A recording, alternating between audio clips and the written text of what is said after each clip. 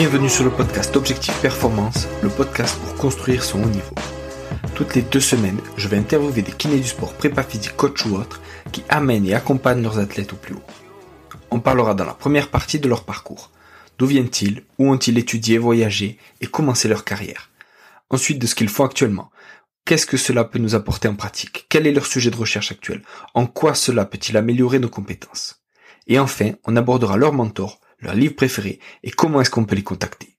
Comme d'habitude, je compte sur vous pour mettre 5 étoiles à cet épisode sur votre plateforme d'écoute préférée.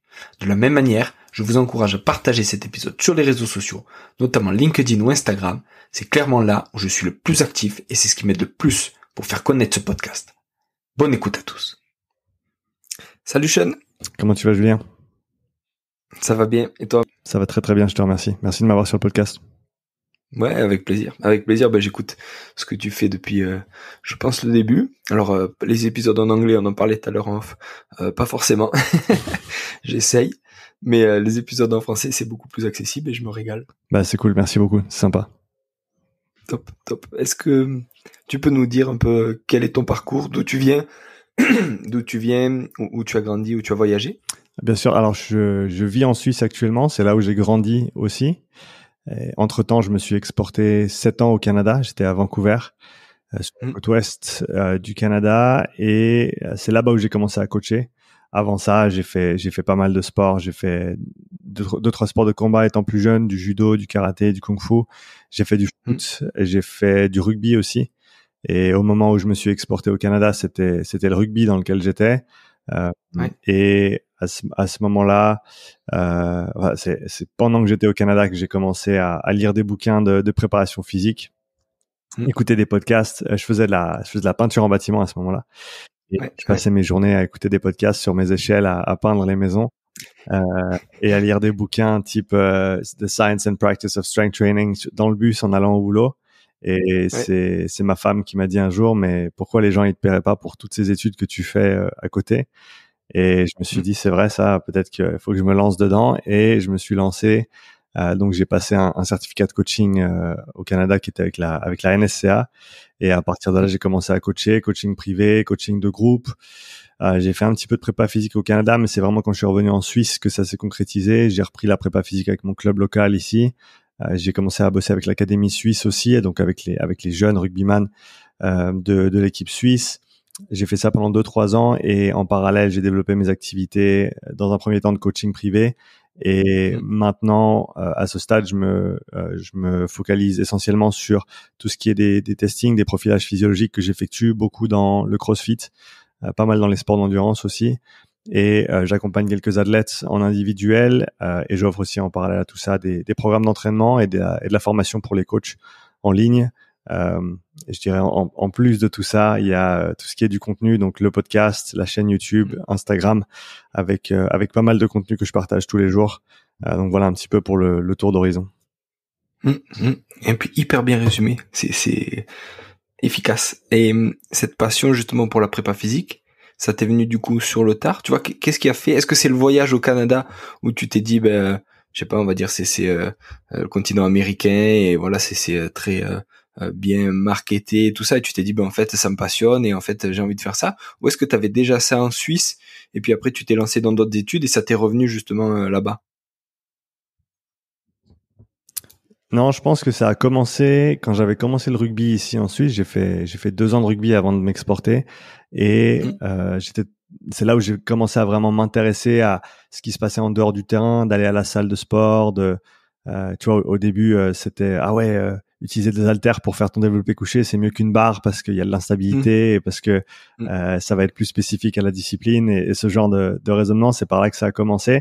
Et ensuite, j'ai pas sorti le nez, quoi. Je suis resté le nez plongé dedans. J'ai découvert dans un premier temps, autour de ces moments-là, le CrossFit. C'est quelque chose que j'ai pratiqué pendant 1 année au Canada. Après ça, j'ai jamais vraiment voulu faire de compète en CrossFit, mais j'ai fait ensuite quelques compètes en haltérophilie. Et par la suite encore du rameur indoor. Le CrossFit, c'est un monde dans lequel donc je gravite depuis plus de 10 ans maintenant. Et dans lequel j'ai la chance de travailler. Mais non, au départ, je dirais c'était en complément au rugby, Et après, ça a pris de l'ampleur et sa propre place maintenant. Ouais, top. Et tu dis que c'est ta femme qui t'a aidé à passer le pas. Comment ça s'est passé? Tu vois, pendant combien de temps, on va dire, tu as étudié tout ça? Et quand elle te le dit de suite, tu dis putain, c'est vrai, elle a raison, il faut que je me lance, ou il a fallu vraiment quelques mois pour que tu te dises ah, ça fait plusieurs fois qu'elle me répète la même chose, elle a peut-être raison, tu vois? Non, elle me l'a dit. Ça m'a pas pris beaucoup de temps. Je lisais un bouquin à ce moment-là qui s'appelle The 4-Hour Workweek de Tim Ferriss, que beaucoup de monde a lu. Et je pense que c'est le livre qui m'a fait ouvrir les yeux sur les possibilités qu'il y avait au-delà de travailler pour quelqu'un d'autre d'avoir sa propre entreprise. Je pense que ça a été un gros point important, un point de transition important. Et ensuite, en termes de temps, non, je crois qu'il y avait un battement de 3 mois entre le moment où j'ai arrêté de travailler sur les chantiers et j'ai commencé à coacher. Donc, c'était le temps de lire le bouquin plusieurs fois et de passer l'examen, à savoir que pour l'examen de la NSCA, faut que ce soit un examen dans un centre de test validé. Donc, faut avoir ton passeport, il vérifie ton identité, il s'assure que c'est bien toi pour aller passer le test. Donc, c'était assez rigoureux. Mais non, c'est passé assez bien. Comme je t'ai dit, j'ai lu le bouquin plusieurs fois, j'ai pris des notes et après je suis allé passer le test. Donc la transition a pas pris beaucoup de temps.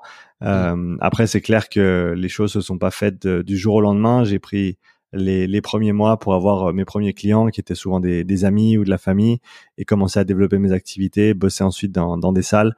Donc après ça, c'était quelque chose qui était assez progressive, bien entendu, mais non, la transition s'est faite assez rapidement, je dirais.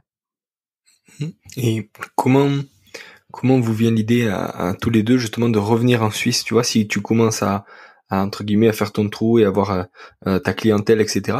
Qu'est-ce qui au bout d'un moment, quel autre déclic fait que vous vous dites maintenant on retourne en Suisse là d'où tu viens et on continue ça mais en Suisse? Alors c'était l'élan est venu de ma femme, c'était son idée encore une fois. Elle a toutes les bonnes idées, ma femme, et elle oriente pas mal de notre quotidien. Mais l'idée c'était de revenir dans un cadre de vie qui était positif. Vancouver c'est une grande ville. On n'est pas, tous les deux on n'est pas vraiment fans des grandes villes. On aime plutôt les grands espaces et c'est le cas ici. C'est une ville Nyon, mais c'est pas une très grande ville non plus. C'est pas Genève, c'est pas Lausanne et ça nous permet d'être plus proche de ma famille aussi et d'avoir un cadre on va dire un cadre de vie qui est propice à la vie de famille aussi. On a 3 garçons, donc c'était voilà une des raisons pour lesquelles on a décidé de revenir en Suisse. Très bon choix. Et justement alors, quand tu rentres en Suisse, c'est à ce moment-là que tu te dis tout ce que j'ai appris en lecture et en podcast, j'ai aussi envie de transmettre et de donner des informations et des compétences comme ça. C'est à ce moment-là que tu te dis je vais lancer Upside Strength ou ça met plus de temps et c'est petit à petit? Alors, Upside Strength existait déjà quand j'étais au Canada, je l'avais lancé déjà là-bas, mais après c'est vrai que le fait de commencer les podcasts, le fait de partager autant de contenu sur YouTube et sur Instagram, c'est quelque chose qui s'est fait une fois que je suis revenu en Suisse. Il y a eu une période de transition au moment où on est revenu. Je suis revenu et j'ai commencé à bosser pour une autre entreprise, faire de la c'est de la manutention dans un supermarché et à ce moment-là, l'idée c'était de pointer, de faire son taf, de peut-être grimper les échelons tranquillement, mais de se concentrer sur les choses qui sont en dehors.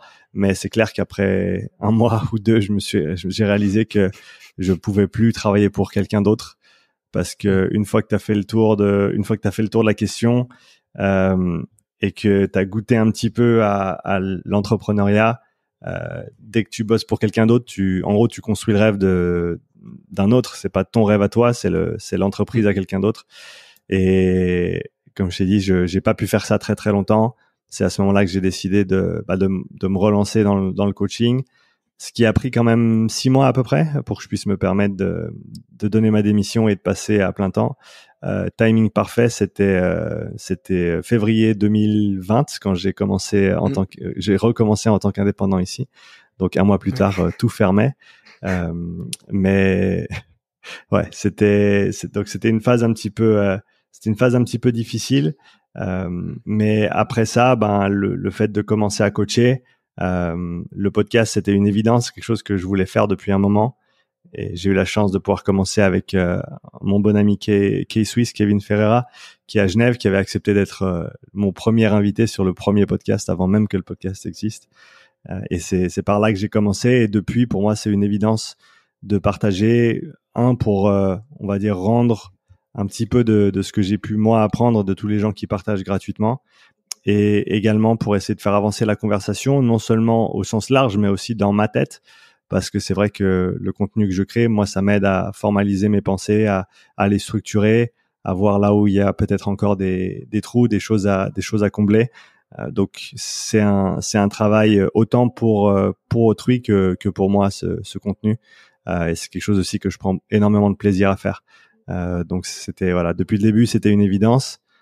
Et c'est quelque chose que je vais continuer à faire parce que maintenant ça fait partie intégrante de la manière dont je fonctionne et ce que Upside Strength aussi représente pour notre industrie. Et du coup, dans tout le contenu que tu produis, tu vois, je pense au podcast, aux pensées du jour, à tes présentations sur YouTube, aux formations. Est-ce qu'il y a un truc que tu aimes le plus faire dans tout ça? Je pense les podcasts et les présentations que je crée aussi pour la chaîne YouTube. Les pensées du jour, c'est des petites vidéos que je fais de manière assez brute. C'est moi et mon téléphone en règle générale.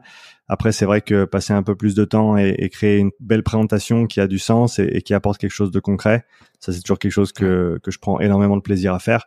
Et les podcasts qui me permettent d'élargir mes horizons et de continuer à apprendre et de poser les questions aux experts, ça c'est vraiment quelque chose de très enrichissant. Pas plus tard qu'hier, j'avais David Bishop sur le podcast, qui est un des pionniers dans la recherche, notamment sur le développement mitochondrial, autant côté sportif et performance que côté santé. Et tu vois, rien qu'avec un interview comme ça, j'ai pu mettre certaines choses à jour dans ma tête, certains concepts et modifier certaines de mes perspectives. Donc c'est toujours extrêmement enrichissant. Donc je dirais que d'un côté, si je devais structurer tout ça, d'un côté j'ai les podcasts où c'est moi qui apprends et c'est moi qui vais essayer d'aller plus loin dans mes réflexions et voir là où je peux encore améliorer les choses. Et ensuite il y a les présentations où je vais ramener tout ça, synthétiser toute cette information et la partager pour la rendre accessible au plus grand nombre. C'est stylé, ça fait un genre d'espèce d'entonnoir.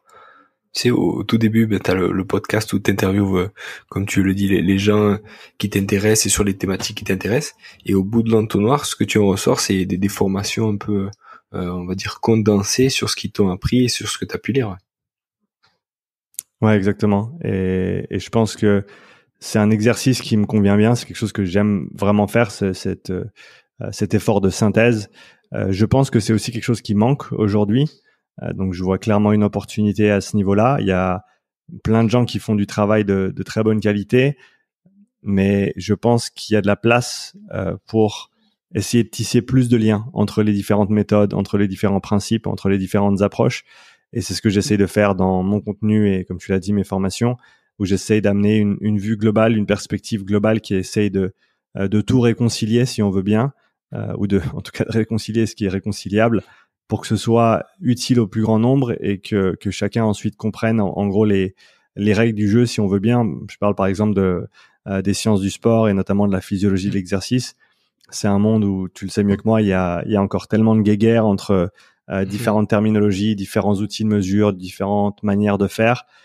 Mais il y a un tronc commun. Il y a un tronc commun qui est la physiologie humaine et dans le cadre de la performance, qu'est-ce qu'on peut comprendre du fonctionnement du corps humain et encore une fois essayer d'éviter de tout dissocier, mais essayer de tout comprendre de manière globale, de manière holistique.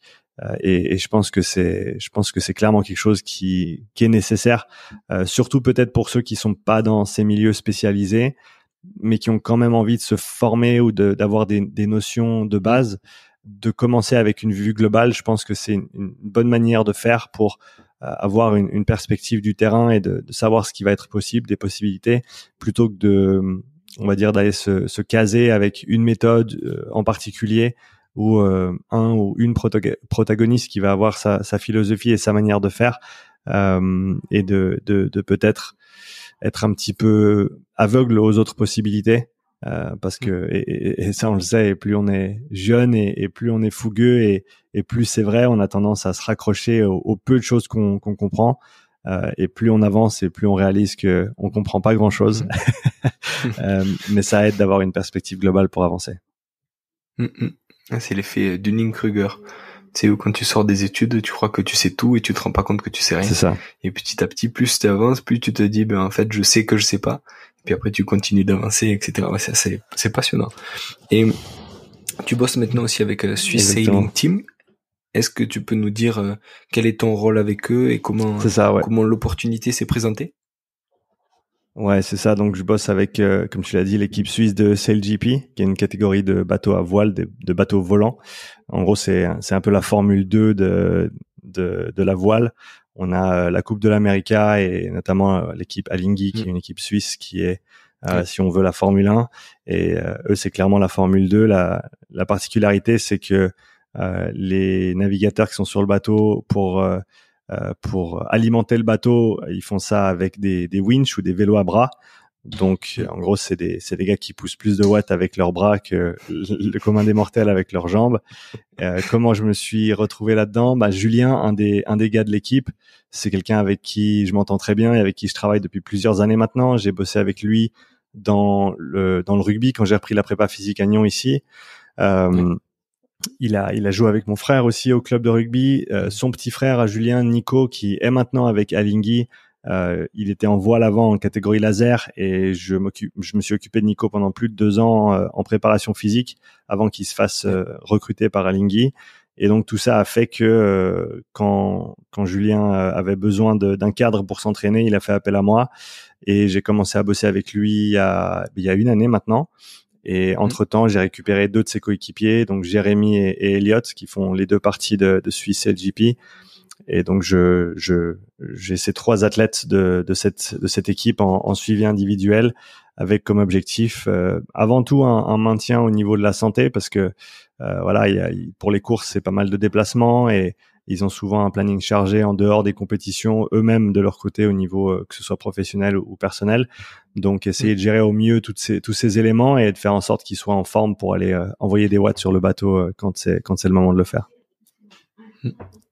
Super.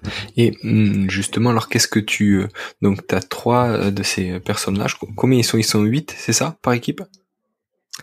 Ouais, ils sont pas mal par équipe. Ils tournent pas tous en même temps sur le bateau et ils ont pas tous les mêmes rôles. Donc il y a ceux qui ont des rôles un peu plus physiques, les grinders. C'est avec eux que je travaille. Mais après t'as aussi ceux qui pilotent le bateau, ceux qui font monter et descendre les ailes. Donc il y a pas mal de rôles différents sur le bateau. Ouais. L'hôpital de la Tour, on est partenaire de Alinghi, donc c'est Alinghi Red Bull Racing, je crois maintenant, ça s'appelle. Et du coup, on les avait testés et effectivement, c'est impressionnant la puissance qu'ils dégagent avec les membres sup. C'est un truc de fou. Ouais, c'est assez incroyable. Pour te donner une idée, les deux meilleurs que j'ai là, Julien et Elliot, ils poussent en dessus de 300 watts avec les bras pendant 20 minutes.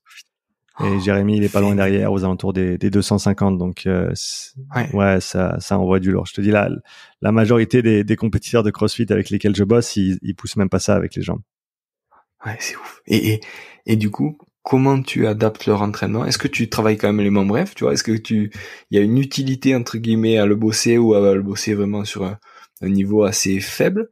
Ou est-ce que tu le bosses pas du tout? Tu vois, qu'est-ce que tu fais?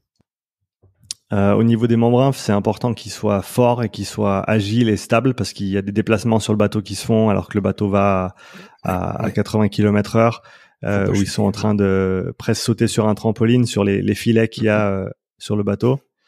Et donc ça demande pas mal de coordination. Donc il y a du travail de renfort et de saut à ce niveau-là. Mais je dirais que autrement, la majorité du travail se fait sur le haut du corps avec beaucoup de renfort et pas mal de volume sur le grinder aussi, donc le vélo à bras. Après, on utilise quand même le vélo comme modalité de travail parce que je pense qu'au niveau central, c'est difficile de faire mieux comme modalité de travail. Donc pour développer le cœur, pour développer tout ce qui est tous les aspects du transport de l'oxygène, si on veut bien, je pense que ça reste du travail qui est très très utile, qui est complémentaire au travail spécifique haut du corps. Donc on a ces 2 versants sur lesquels on travaille en permanence. Et du coup, est-ce que tu t'amuses à croiser sur des séances justement l'aspect, on va dire, aérobie et cardio, et en même temps l'aspect saut, agilité pour mimer entre guillemets ce qui va leur être demandé en course, c'est-à-dire faire le grinder à bloc, passer de l'autre côté et prendre le risque de chuter ou d'atterrir un peu à l'arrache. Tu vois, est-ce que tu mixes ou est-ce que tu sépares à chaque fois? Non, je sépare. Pour moi, le meilleur mix, c'est la compétition. Et à savoir Ok. qu'ils ont à peu près une compétition par mois et qu'ils ont ils ont plusieurs régates sur le week-end, sur le samedi et le Mm, dimanche, mais ils ont mm, aussi 2 voire 3 jours d'entraînement les jours avant, où ils se retrouvent avec toute l'équipe et ils naviguent pendant plusieurs heures. Donc mon but, c'est de faire en sorte qu'ils soient en forme pour ces moments-là. mm. Et à mon avis, le fait d'essayer de répliquer le sport et Tu seras de le jamais aussi mimer, on vite. va dire, Mm, ou de le mm, copier, mm, c'est peine perdue parce que ce sera jamais véritablement les mêmes conditions que le sport en lui-même, parce que tu es sur un bateau qui va à 80 km/h. Et donc tu peux essayer de faire tout ce que tu veux à la salle, ça restera assez éloigné au final du sport. Donc je préfère me concentrer sur les qualités, on va dire générales et spécifiques, mais sans nécessairement essayer de répliquer ce qui va se passer sur le bateau. Ça, je le laisse au bateau lui-même. mm, mm. Top, super. Et justement, alors on revient sur le profil, le profilage physiologique. Est-ce que tu peux nous expliquer ce que c'est? Bien entendu, ouais, c'est un type de test d'effort. Et c'est un test d'effort qui se fait sur une cinquantaine de minutes en général. En gros, c'est des paliers qui durent 4 minutes en continu, à soit une allure donnée en course, soit une puissance fixe. Et ça, on peut le faire sur un vélo. Je l'ai déjà fait avec les gars justement sur le vélo à bras. Je l'ai fait Mm, avec Rudy, que tu connais bien, sur le kayak. C'est vraiment possible de le transposer sur plein de mm, modalités différentes. Mais l'idée, c'est d'avoir une dizaine de paliers complétés. Donc pour faire simple, on commence à 1 sur 10 en termes d'effort et on termine à 10 sur 10. Et l'idée, c'est de déterminer notamment les seuils. Donc on va mesurer plusieurs paramètres, la ventilation, la VO2, l'oxymétrie musculaire, le lactate également, le RPE. Et l'idée, c'est de ressortir avec une vue d'ensemble sur la condition physique de l'athlète. En général, condition physique générale, c'est-à-dire que le test, je le fais très très souvent sur le vélo, même pour mm, des sportifs qui feraient du foot ou qui feraient du crossfit, là où le vélo n'a pas une si grande importance que ça. mm, Mais pour moi, le vélo, ça reste une modalité d'entraînement pour quelconque compétiteur qui doit pouvoir assimiler un travail, une quantité d'entraînement pour leur sport qui est conséquente. Le vélo, c'est une modalité extrêmement simple qui te permet d'accumuler du volume, qui te permet de développer ta capacité de travail. Donc c'est une des raisons pour lesquelles on fait ces tests très souvent sur le vélo. Et à partir de là, comme je te l'ai dit, avoir une vue d'ensemble sur le profil de l'athlète, ses forces, ses faiblesses, qu'est-ce qu'il doit travailler en priorité. En général, il y a des on va dire des principes qui ressortent assez souvent des différents profils que je vais tester. Mais mm, l'idée, c'est vraiment d'avoir un aperçu du fonctionnement interne aussi. Il y a un but éducatif à ces profilages. mm, C'est bien entendu pour individualiser le travail, pour planifier les entraînements, mais c'est aussi pour ceux et celles qui souhaitent apprendre à mieux comprendre comment le corps fonctionne. Et vu qu'on mesure tous ces différents paramètres à différents niveaux, on ressort avec une belle vue d'ensemble et une meilleure compréhension de comment les choses fonctionnent. Et comme je te l'ai dit, un des objectifs principaux étant d'optimiser et d'individualiser les entraînements qui suivront. mm. Ah, super. Et on a parlé justement de CrossFit, on a parlé de voile. Est-ce que qui ça concerne au final? Est-ce que tous les sportifs peuvent être testés, tous les sportifs ça va leur apporter quelque chose, ou on va dire t'es plus sur des sports d'endurance? Non, je pense que c'est vraiment transversal et au début, je t'aurais dit autrement, mais Mm, comme je te l'ai dit, à mon avis, aujourd'hui, ce test-là, c'est un test de conditions physiques générales qui va mm, donc s'appliquer à tout type d'athlète, peu importe ta discipline sportive, parce que au final, pour t'entraîner, pour être bon dans ton sport, il faut t'entraîner beaucoup. Si tu veux t'entraîner beaucoup, il faut pouvoir mm. assimiler, absorber le Conséquence. travail. Et si t'as pas de conditions physiques, ça va être beaucoup plus dur. Donc Mm, c'est toujours utile pour peu importe le type d'athlète, peu importe le type de sport, d'avoir une bonne condition physique générale, d'être bien en forme pour en gros pouvoir s'entraîner plus et s'entraîner mieux et ensuite pouvoir mieux performer dans son sport. Donc je me restreins de loin pas au sport d'endurance, même si c'est clair mm, que pour eux peut-être encore plus important parce que c'est spécifique à leur discipline et à la grande majorité des entraînements qu'ils effectuent. Mais en gros, dès le moment où tu vas passer une bonne partie de ta semaine à t'entraîner, c'est intelligent à mon avis de bien structurer ses entraînements pour pas perdre son temps et faire n'importe quoi. Et ça peut être donc un test qui est intéressant pour tout athlète ou toute personne qui souhaite développer ça. Et qu'est-ce qui te passionne là-dessus? Parce que c'est vraiment, on va dire, ta thématique préférée. En tout cas, c'est l'impression qu'on a. Et c'est quoi qui t'a passionné? Qu'est-ce qui t'a donné envie d'en apprendre plus là-dedans? J'ai commencé à investiguer tout ce qui est de la physiologie de l'effort il y a maintenant 3 ans et j'en suis toujours pas ressorti. Et ce qui m'a attiré, c'est j'aime beaucoup comprendre l'aspect, donc le côté mécanistique, même si des fois c'est un petit peu réducteur et on sait que on a la complexité infinie du corps fait qu'on comprendra jamais tout complètement. Mais essayer de comprendre comment les choses fonctionnent, essayer de comprendre pourquoi et l'interaction entre différents paramètres. Je pense pas nécessairement que d'avoir une compréhension poussée de la physiologie ce soit nécessaire pour être un bon coach. Mais moi, je sais que c'est quelque chose qui me passionne et donc je me plonge là-dedans. Et le fait de aussi pouvoir travailler maintenant avec tant d'athlètes différents, de voir toute cette panoplie de sportifs, de comprendre l'impact des activités physiques que tu as fait quand tu étais plus jeune, de comprendre pourquoi tu es fait au niveau physique et physiologique par rapport à ton profil inné, on va dire, de voir voilà quels sont les barèmes, les minima, maxima qu'on peut trouver dans un sport et comment on peut comparer différents athlètes dans différents sports. Je prends énormément de plaisir à travailler avec ce large panel de personnes. Autant je pourrais ne travailler que dans un sport, mais pour moi c'est plus intéressant de voir un petit peu plus large et d'avoir cette perspective globale.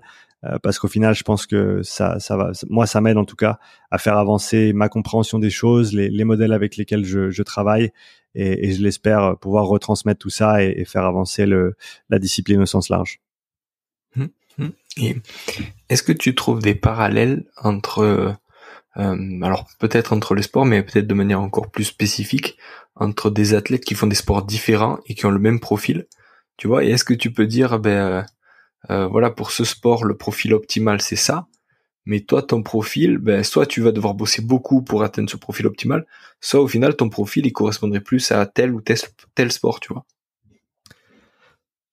Ce qui est intéressant avec ça, c'est vu que je teste énormément de monde sur le vélo, j'ai plus ou moins la même perspective sur toutes les personnes. Et c'est clair qu'on va avoir une différence significative à l'heure actuelle entre ceux qui s'entraînent sur le vélo parce que c'est leur discipline sportive, ou ceux qui se sont beaucoup entraînés sur le vélo dans le passé ou qui ont simplement une très bonne condition physique. Donc, je dirais que pour les athlètes qui ne viennent pas du vélo, mais qui sont très en forme, leur profil va ressembler à un profil de cycliste, si on veut bien. Et à l'autre extrême, pour des personnes qui manqueraient grandement de conditions physiques générales, on va plus se rapprocher d'un profil sédentaire sur le vélo. Et l'idée, c'est d'essayer de faire le pont entre les deux. Donc, comment est-ce qu'on peut faire en sorte d'amener ce profil vers plutôt un profil de type cycliste, mais bien entendu en sachant qu'on n'atteindra jamais les valeurs absolues ou relatives que ces cyclistes arrivent à pousser, parce que on n'a simplement pas assez d'heures dans la semaine pour faire autant de travail. Mais on sait vers quoi tendre, on sait vers quoi on doit essayer de travailler. Et ça, je pense que c'est très très intéressant d'avoir simplement cette perspective de voilà, à poids égal dans ce sport-là, les gens sont capables de faire ça.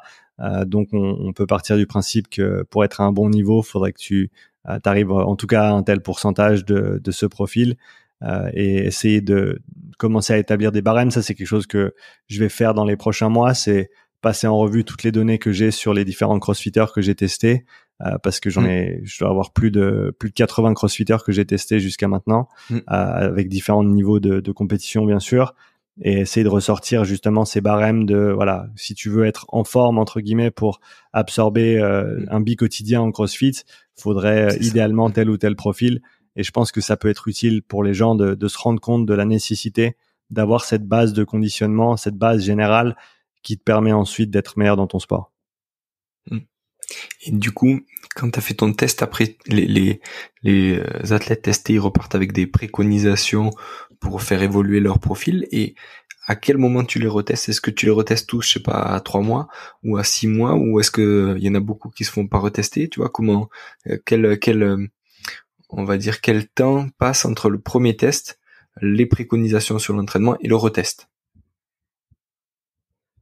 En général, s'il y a un retest avec moi, ça va se faire dans les 12 mois. C'est ce que je préconise en tout cas. Okay. À savoir que, est-ce qu'on pourrait retester dans 3 mois? On pourrait, mais ce que je leur fais faire, c'est un test intermédiaire après 3 mois de travail où ils vont en gros répliquer le format de l'évaluation qu'on a fait ensemble, mais sans nécessairement avoir tous les outils. Donc ça veut dire qu'ils peuvent le faire en autonomie. Et à ce moment-là, ils peuvent m'envoyer leur fréquence cardiaque, leur RPE, le palier qu'ils ont complété sur la fin du test. Et très souvent, déjà, rien qu'avec ça, on a des bonnes idées des progrès qu'ils ont effectués. On a souvent des fréquences cardiaques qui tombent de 5 à 10 battements par palier, souvent un ou deux paliers complétés en plus, des RPE qui sont plus bas pour chaque palier par rapport à ce qu'on avait fait à la première évaluation. Je vais dire entre guillemets, ça c'est les gains qui sont faciles parce que c'est les premiers, c'est les progrès alors je vais pas dire de débutants parce que je bosse avec pas mal de monde qui s'entraîne quand même sérieusement, mais vu qu'ils se sont jamais vraiment entraînés sur ces modalités-là, c'est vrai qu'il y a une grosse marge de progression. Donc on fait de toute façon un retest après quelques semaines de travail, après quelques mois de travail, mais si ils viennent retester avec moi, je dirais qu'une fois par année, c'est un bon laps de temps. Parce que idéalement, c'est clair que si on s'entraîne sérieusement, chaque année, on devrait voir, par exemple pour un crossfitter, ses barres max qui devraient monter de quelques kilos, et idéalement, on devrait voir les paramètres physiologiques bouger également vers la droite progressivement au fur et à mesure des mois et des années. Comme tu le sais, c'est des choses qui prennent du temps, donc on veut pas non plus se précipiter et dire qu'en 4 mois, on va changer le monde. Mais c'est un travail qui doit être fait sur la continuité, sur la durée.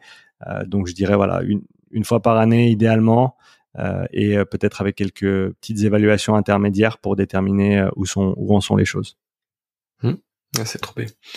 Trop bien. Et Sean, alors à titre un peu plus personnel, comment tu organises une journée ou une semaine, on va dire, classique, tu vois? Est-ce que t'es organisé avec des créneaux où tu te dis, ben voilà, je sais pas, justement, le vendredi matin, c'est les podcasts, le mercredi, c'est la création de contenu, tu vois? Est-ce que tu fais ça, ou est-ce que tu fais un peu plus au jour le jour et tu traites ce qu'il y a à traiter, mais sur l'instant?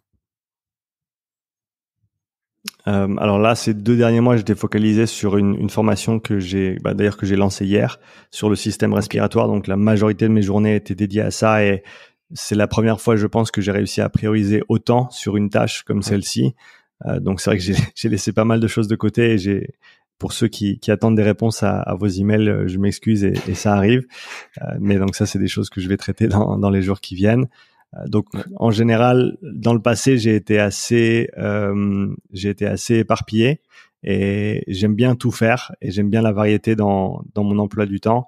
Donc j'ai tendance à ne pas nécessairement bloquer des heures comme je devrais le faire, mais c'est le sujet du moment. Avec ma femme, on bosse dessus, et c'est quelque chose que je dois améliorer absolument. Mais dans l'idéal, c'est vrai que chaque semaine, j'aurai des créneaux pour effectuer des profilages. Donc si les gens viennent me voir ici. Après, j'ai toujours des déplacements qui sont prévus assez souvent aussi pour ces tests-là, où je vais faire une journée, 2 jours de tests dans une structure, que ce soit une box de CrossFit ou un centre d'entraînement. Et après, j'ai bien sûr les temps qui sont dédiés, comme tu l'as dit, à la production de contenu, au podcast. Là, c'est les vacances d'été, donc les enfants sont pas à l'école, ce qui complexifie un petit peu la chose. Mais c'est vrai que dans l'idéal, dans les mois qui viennent, un petit peu plus de structure, et comme je te l'ai dit, essayer de vraiment prioriser 1 ou 2 tâches chaque semaine et me concentrer sur celle-ci pour faire avancer les choses. Top. Et est-ce que tu as des mentors ou des gens qui t'ont inspiré? Des gens qui m'ont inspiré depuis le début, un gars qui s'appelle Gary Vaynerchuk, qui traite beaucoup sur tout ce qui est du marketing digital, et dans sa manière de penser et sa manière d'opérer, je me suis tout de suite aligné avec ce qui mettait en avant, et notamment le fait de produire du contenu gratuit, de partager, de prendre cette initiative-là, ça vient de lui. Donc sur le côté contenu, il y a lui, il y a aussi un gars qui s'appelle Alex Hormozy qui a commencé à faire surface ces derniers mois, et qui, je trouve, a une philosophie de travail très très intéressante aussi, plutôt côté marketing. Après, je dirais sinon de manière générale, un gars qui s'appelle Jordan Peterson, qui a eu pas mal d'impact sur moi. J'avais lu son bouquin il y a quelques années en arrière, et à la suite de ça, ou même avant ça, j'avais regardé toutes ces présentations, en parlant de contenu gratuit, des dizaines d'heures de présentations sur des sujets comme la psychologie, sur différents traits de comportement chez l'humain, des choses qui m'ont beaucoup servi, que j'utilise au quotidien. Je pense que oui, dans le sens où ça c'est maintenant intégré dans ma manière de penser et de faire les choses. Mais je dirais, s'il y a une personne qui m'a influencé le plus, je dirais que c'est lui. J'ai pas eu la chance de lui parler en direct, donc c'était pas un mentor à ce titre-là, mais c'est clairement quelqu'un qui a eu une grosse influence dans ma vie et qui m'a beaucoup aidé à avancer. Ouais. Top. Et en termes de livres, justement, vu que tu en as lu pas mal, est-ce qu'il y en a un, deux ou peut-être trois qui ressortent et tu vois que dès que tu as un doute quelque part, tu te replonges là-dedans et tu sais que tu vas trouver ta réponse? Il y a le gros bouquin de George Brooks qui est Human Physiology, Bioenergetics and its Applications, qui est vraiment un bouquin phénoménal.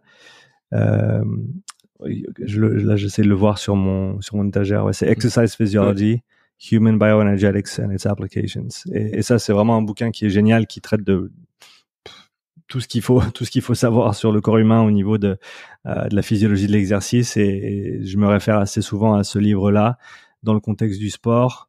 En dehors du sport, ça dépend vraiment, mais j'apprécie tout ce qui est du travail de psychologie, donc des gars comme Carl Jung, que je trouve très très intéressant.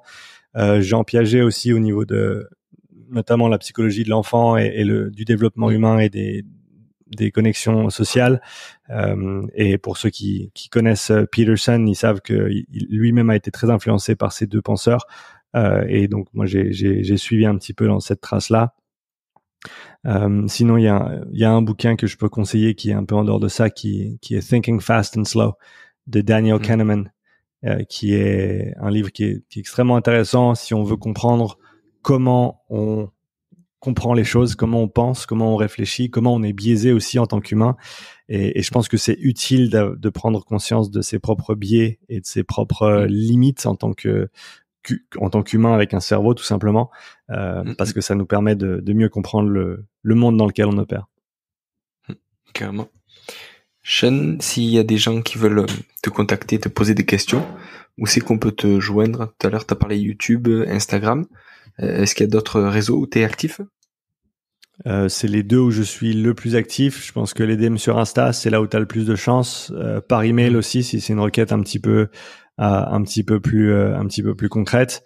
Mais ce seraient les deux moyens de me contacter assez facilement. Et sinon, pour ceux qui regardent les vidéos sur YouTube, n'hésitez jamais à laisser un commentaire. J'arrive au stade où malheureusement, j'arrive plus à répondre à tout le monde en termes de commentaires. Mais par contre, je les lis tous. Donc, n'hésitez jamais à laisser un petit commentaire. Ça fait toujours plaisir. Top. Sean, pour finir, j'ai deux questions. Quelle est à toi ta définition de la performance? C'est une très bonne question, Julien. Il va falloir que tu me donnes une minute. Vas-y. Prends le temps qu'il faut. Je dirais que c'est le fait de mettre à contribution toutes ces qualités physiques, psychologiques dans le but d'atteindre un objectif de compétition. Je sais que c'est un petit peu large, mais je pense que la question est assez large aussi. Donc voilà, mettre à profit ou organiser toutes ces compétences physiques et psychologiques avec comme objectif le fait de performer dans un sport ou dans l'autre. C'est le mieux que je puisse faire avec le peu de temps de réflexion que j'ai eu. C'est parfait, t'inquiète. Et alors pour finir, comment tu construis ton propre haut niveau? Mon propre haut niveau, en essayant de toujours faire mieux, en essayant de toujours répondre à la demande et aller au-delà de... je pense, donc mes barèmes de performance, ils sont beaucoup basés sur les retours que j'ai de ma communauté et des gens avec qui je travaille. Donc je prête beaucoup d'importance au retour que je peux avoir des gens avec qui je travaille, que ce soit des athlètes, des coachs ou autres. Et moi, ça me permet de toujours m'assurer que je sois aligné avec les attentes et que je puisse fournir le meilleur job possible, toujours aller au-delà et toujours donner le meilleur service possible. C'est un de mes axes de travail principaux. Donc pour moi c'est ça, c'est simplement on va dire un élan au quotidien pour essayer de mieux faire, de toujours répondre à la demande et même aller au-delà, avec bien entendu le feedback des gens avec qui je travaille et de la communauté pour m'aiguiller et toujours essayer d'avancer. Top, super. Sean, merci beaucoup. Merci à toi, Julien. Avec grand plaisir, et voilà, je te souhaite une bonne journée et à très bientôt. Merci, toi aussi. Voilà, merci d'être allé au bout de cet épisode. J'espère que vous êtes régalés autant que moi. Si vous voulez m'aider, le mieux est de partager cet épisode au plus grand nombre. Parlez-en autour de vous. Débriefez-le avec vos collègues en live ou sur les réseaux. Qu'en avez-vous retenu? En quoi cet épisode peut vous aider à construire votre haut niveau? N'hésitez pas non plus à me faire un retour ou à me proposer des personnes à interviewer. Je répondrai avec plaisir. À très bientôt pour un nouvel épisode.